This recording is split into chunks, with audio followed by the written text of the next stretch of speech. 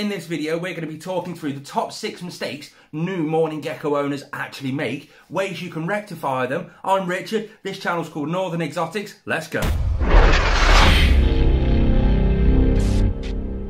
Now, the majority of these mistakes are ones that I've actually made myself. So this is all self-taught. I've not learned this from loads of other people. So learn from my mistakes. That's a big motto that we actually do here on Northern Exotics, because we like to experiment and try loads of different new things. And knowing all of these mistakes with Mourning Geckos means you don't have to make the same mistakes as I do. We're going to start off with number 6, housing. Now, this twists a little bit because you need to realise what's the reason you want Mourning Geckos. If you're only having the Mourning Geckos for the parthenogenesis, if you don't know what parthenogenesis is, it's a genetic trait that Mourning Geckos actually carry where they can reproduce without the need of a male. They just run around laying eggs absolutely everywhere. If you want them for that reason, then you're going to want to keep your housing, your enclosure fairly small so that they can actually find each other. That's one of the mistakes I've made with my big Mourning Gecko enclosure just here. It's too big for the amount that I've actually got in there. So we're growing the colony up a little bit so that hopefully they'll be able to find each other, interact a little bit more, because the majority of the time to get the best production from your Mourning Geckos is that they need to have little courting rituals, and that's what they do. They find each other and do it. In this enclosure, they don't do it too much because they can't actually find each other. However, in little jar enclosures just like this one, you can see one of the babies just there, there's one just up there. This is just what we house the babies in, solely because inside this enclosure just here, I have noticed some cannibalism with the babies. So whenever I do see a baby pop out there, they go into this enclosure. But this sort of enclosure is just a bog standard jar enclosure. Super easy, super cheap to actually make and manufacture. If you want to know how to make one of these, I'll leave a video card just up there and that'll show you step by step everything you need to know. And this is actually ideal for 1, maybe even 2 Mourning Geckos. I wouldn't put any more than that in these, but this will be great for them to actually find each other and be able to mate. They'll be able to find the food, they'll be able to find any fruit flies that you do add in there. It's all round goodness inside one of these enclosures because you're keeping it quite small. You can also go for other small enclosures, just like this one up here. This is our white tree frog babies enclosure. Now, this used to house 4 Mourning Geckos, and the egg laying production was absolutely mind blowing. We got so many, it was unbelievable. But they did start to get on each other's nerves. They did start to find territories, and they were nipping at each other, and there was a few little hassle fights going on and stuff like that. So that's why we did move them into this bigger enclosure. But the problem with this bigger enclosure is, like I say, I hardly see them. It is heavily live planted. It is a full bioactive enclosure. And they just don't find each other. I can hardly see them. I might see some every now and then hanging around inside the bromeliad. At night time when I come out, you'll see the odd 1 or 2 scurrying around the walls and stuff like that. But the problem is with some of these exoterras, not all of them, mainly the older exoterras, not so much the newer ones like this one just here. You can get gaps in the doors, and the babies have been known to actually escape from those gaps. You can also get the gaps at the back of the enclosure where the cables normally go in. That's a favourite spot for them to escape as well. So the exoterra enclosures, and most enclosures, baby Mourning Geckos do try to escape. I'm lucky here at Northern Exotics, we knew that before actually keeping Mourning Geckos. So we've taken precautions. We've got the newer exoterra, we've closed off the vents at the back, and we use these amazing little jar enclosures to keep our Mourning Geckos in, and we've never had a problem. Next one is number 5. Make sure you've got somewhere where the Mourning Geckos can actually lay their eggs. A smooth surface. Again, that's a problem that we had in this enclosure just here, because we don't have that much glass actually on display. We don't have that many smooth areas actually on display, so it's hard for them to actually physically lay their eggs. We put some little cups up in the top corners. They can lay their eggs in there. We put that in there so that they would actually lay their eggs in there, and they haven't yet, so that was a plan failed. We've got another tube down buried into the floor. It's a lot darker in those tubes, so we're aiming for them to lay their eggs in there. Again, they haven't really laid eggs in there, but they are laying eggs in here. But because it's so heavily planted, we don't actually know where the eggs are, so we can't keep an eye on them, we can't maintain them or anything like that. I'd love to know where they're doing it, but I just don't want to open the doors for too long and risk one of them actually escaping. But number 4, these are a parthenogenic species. They don't need a male to reproduce. What are you going to do with the babies? That's something you need to consider. These could lay up to 24 babies each per year. So have you got something for those babies? Me personally, here at Northern Exotics, we've got this amazing little jar enclosure. We've got loads of these so that we can rear them up into adulthood and put them back into the enclosure when they are a little bit bigger. That way we're going to be building our enclosure a little bit bigger, but then we also have plans on selling a few babies further down the line. We've got an outlet for them at the local reptile shop. We've also got an outlet for them at the local reptile rescue as well. Cheshire Reptile Rescue, they take on some of these as well so that they can sell and get a little bit of money in to help the charity organisation grow a little bit more. So always make sure you've got that little outlet for all of your babies, because chances are you're going to get quite a few if you've cared for them correctly. If you're enjoying this content and you do like Mourning Geckos, make sure you do subscribe, because we're always putting out Mourning Gecko content along with loads of other species to do with reptiles. Anything on this channel, including big build videos like this one that we're building right now. I'd really appreciate it if you did hit that subscribe button.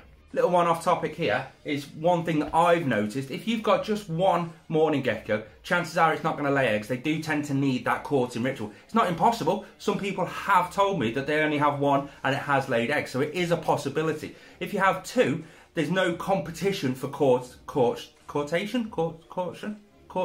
There's no there's no competition for courtship, so there's no real need to actually lay eggs. I've found, to get the best production out of mine, I needed 3 or more in the same vicinity, and that tended to work perfect for me. Number 3 on the list is escapees. Are you prepared in case one of them does escape? The best way I've heard stories, like I say, I've never had one escape, but it is highly, highly likely that it will happen to you. It's highly likely that it will happen to me as well. Now, I've spoken to a few people within the hobby, and they say the best thing you could possibly get is, do you know those kids' fishing nets?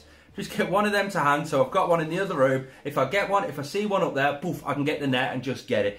I'm prepared. But then when I've got that one, if it is a baby, then I've also got various jar enclosures. There's a couple up there, there's a couple more over there that are ready, set up, waiting for me to just add a bit of moisture inside and add some food inside, ready for these babies when I do eventually find one. Same inside this enclosure just here. If I see a baby, I can then move it into that enclosure. The best key for this one is preparation. Just make sure you're prepared for all scenarios. I know I over prepare a lot of the time. Number 2. This one isn't a must, but it is a very, very highly appreciated version. Let's just say that. Food. Variety of food, more importantly. There's so many different brands of actual food out there. The one thing that I've learned that you really do need to consider is if you provide your Mourning Geckos with UV lighting, zone 1 UV lighting, whatever it is, don't give added vitamin D3. So you really have to check all your packets of Pangea, your Crusty Gecko diet. If it says it's got D3 on it and you're providing UV lighting, there's going to be a vitamin D overdose within your enclosure, and you don't want that. It's the same if you don't give UV lighting like me here. I will be eventually, but I just can't find a continued source of food without D3 in it. But if you don't have UV, make sure you do give vitamin D3. But a variety is always key. There's loads of different varieties of Crusty Gecko diet that's good for these guys. Absolutely any of them works perfectly fine. There's a wide variety of flavours. The one key you need to consider is if you do have babies, try and go for the sort of Pangea or Crusty Gecko diet or Repashy that does have insects built in with inside it. That way it's just got a load more protein in it. It's going to help your babies grow up big and strong and have really healthy lives. If you've just got a few adults, you don't need to worry about the insects. That's not a massive issue, because you also want to be feeding fruit flies. Now the fruit flies, you can culture them on your own. You can buy them from the local shop. You can also pick them up from Swell Reptile. If you didn't know, we actually have Swell Reptile discount code down in the description down below. NE10INF, that'll get you 10% off at the checkout. Links are in the description down below. But I always like to dust all of my fruit flies that I do feed to this colony with various vitamins and calcium supplements, just because it's a good thing to do. If they do end up getting too much calcium, they're just going to poo it back out, wee it back out. So it's not an overdose it's not something they can overdose on. Do you know what I mean? But if you did want to see the step-by-step video on exactly how this was all built, step by step, I'll leave that video just up there. Let's get on to the last one. Now this is a really big one. I see it all the time over all the Mourning Gecko Facebook groups. My Mourning Gecko's got stuck shed. It's had a really bad shed. It's missing half of its foot because the blood circulation's been cut off by a bad shed. That would be eliminated if we all kept a really close eye on the humidity of our enclosure. Now for me personally, I give it a really good mist at around about 7 o'clock in the morning, just before lights come on. Let the humidity raise up through the enclosure. Then around about midday, as it starts to the humidity drops slightly. It's just a humidity cycle throughout the day. And then just before bedtime, just before lights off, I give them another mist, and that gets the humidity throughout the night as well. So they have a constant good humidity cycle throughout the entire day. I can use just a standard spray mist pump bottle thing to spray the enclosure down, or for the measly price of £44, you can go for the Swell Reptile Misting Kit. Now the misting kit, the rain system, just comes out of one of them. You've got loads of attachments that actually do come with it, and it just works perfectly. It's a bit loud. I'm going to turn it on now. There it is. Oh, there's a Mourning Gecko in the bromeliad. How cool is that? Right, turn it on. Let's have a look.